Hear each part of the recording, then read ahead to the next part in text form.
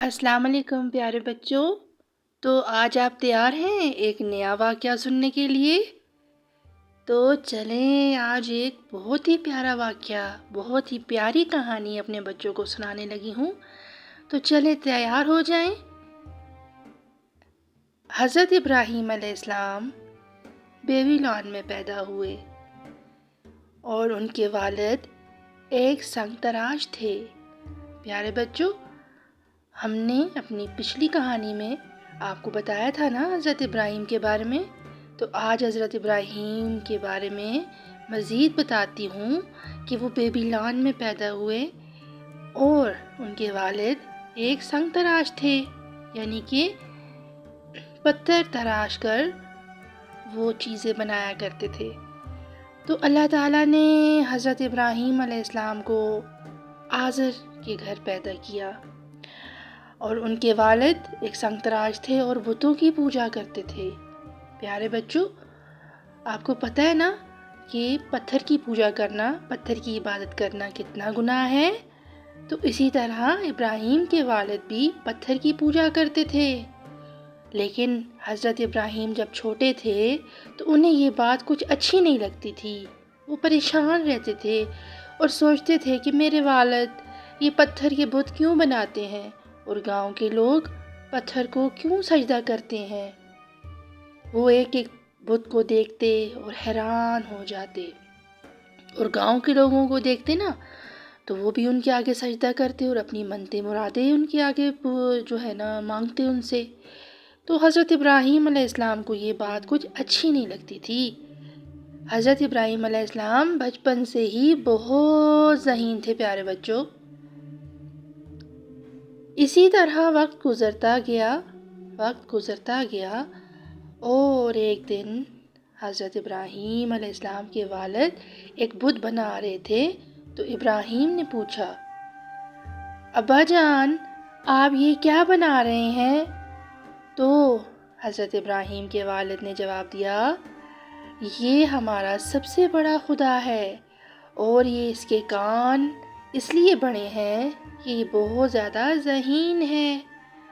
حضرت ابراہیم علیہ السلام یہ سوچتے ہوئے وہاں سے چلے گئے اور بت خانے کے پاس سے گزرے تو ان کو بڑی حیرانی ہوئی، لوگ وہاں پہ اپنی دعائیں مانگ رہے تھے۔ اسی طرح پریشانی کے عالم میں وہ صحرا سے ہوتے ہوئے ایک گھاٹی پر چلے گئے، گھاٹی سے ہوتے ہوئے ایک پہاڑی پر چلے گئے اور رات ہو گئی۔ جب رات ہو گئی نا پیارے بچوں، تو آسمان کے اوپر ایک بہت ہی خوبصورت ستارہ چمکنے لگا، تو حضرت ابراہیم نے کہا شاید یہی خدا ہے۔ تو حضرت ابراہیم علیہ السلام نے تھوڑی دیر بعد سوچا، نہیں، اگر یہ خدا ہے تو یہ غائب کیوں ہو گیا ہے؟ اسی طرح تھوڑی دیر کے بعد ایک چاند نمودار ہو گیا جو کہ بہت حسین اور دلکش تھا اور چمک رہا تھا۔ تو حضرت ابراہیم علیہ السلام نے کہا، ہاں شاید یہی خدا ہے، لیکن وہ پھر پریشان ہو گئے۔ انہوں نے سوچا، نہیں، یہ چاند خدا نہیں ہو سکتا، اور اسی طرح صبح ہو گئی اور ایک بہت بڑا سورج ان کے سر پر آ پہنچا۔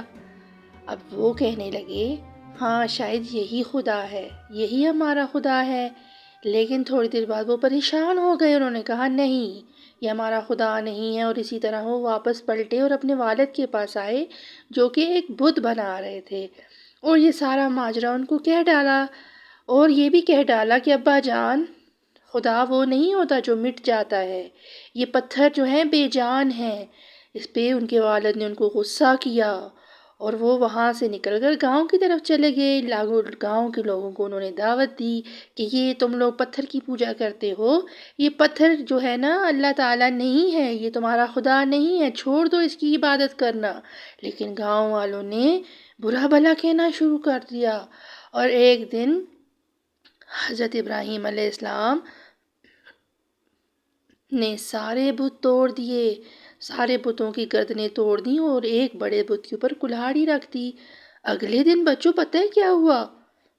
سارے بت ٹوٹے ہوئے تھے، اور لوگ جب آئے عبادت کرنے کے لیے تو انہوں نے آپس میں گفتگو کرنا شروع کر دی، یہ کیا ہو گیا ہے؟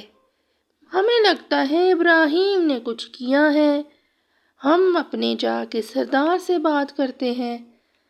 اسی طرح وہ سردار کے پاس چلے گئے اور بولنے لگے کہ یہ سارا ماجرا ابراہیم نے کیا ہے، اس لیے ابراہیم کو سخت سے سخت سزا دی جائے۔ اور جب گاؤں والے حضرت ابراہیم علیہ السلام کے پاس آئے اور پوچھا تو حضرت ابراہیم نے کہا میں نے نہیں کیا، یہ تو تمہارے بڑے بت نے کیا ہے۔ وہ لوگ کہنے لگے یہ کیسے ہو سکتا ہے، ہمارا بت تو پتھر کا ہے، وہ تو نہیں مار سکتا۔ اور اسی طرح لکڑیاں جلا کر حضرت ابراہیم کو جلانے کی منصوبہ بندی کرنے لگے، اور اس طرح انہوں نے حضرت ابراہیم کو لکڑیوں میں پھینک دیا، لیکن وہاں سے حضرت ابراہیم علیہ السلام زندہ سلامت واپس آ گئے۔ پیارے بچوں، اس سے آگے کیا ہوا وہ اگلی کہانی میں بتاؤں گی۔ تو آج کی کہانی آپ کو کیسی لگی کامنٹس میں ضرور بتائیے گا۔ اللہ حافظ۔